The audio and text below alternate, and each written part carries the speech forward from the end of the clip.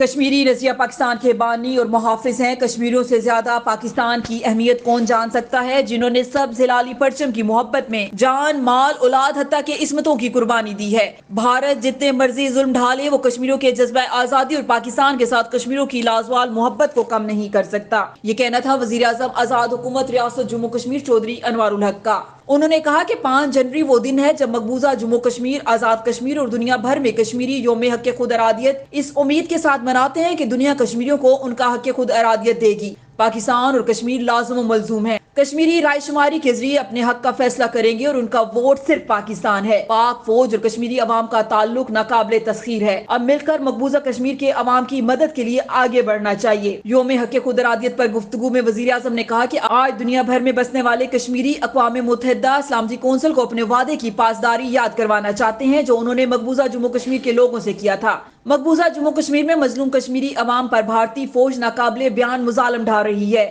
ہندوستان نے جو کرنا تھا کر لیا، مگر میں آپ کو یقین دلاتا ہوں کہ وہ کشمیریوں کے جذبہ آزادی کو سرد نہیں کر سکے گا۔ انہوں نے کہا میں کشمیریوں کی محافظ اپنی پاک فوج کو یقین دلاتا ہوں کہ جس طرح آپ کشمیریوں کے ساتھ ہیں، کشمیری بھی آپ کے ساتھ کھڑے ہیں۔ اگر بھارت نے مہم جوئی کی کوئی غلطی کی تو کشمیری پاک فوج کے ساتھ مل کر ہندوستان کو اندر گھس کر ماریں گے۔ خدا گواہ ہے ہمیں بھارتی فوج کا ذرا برابر خوف نہیں۔ قائد اعظم نے فرمایا تھا مومن کبھی بزدل نہیں ہو سکتا۔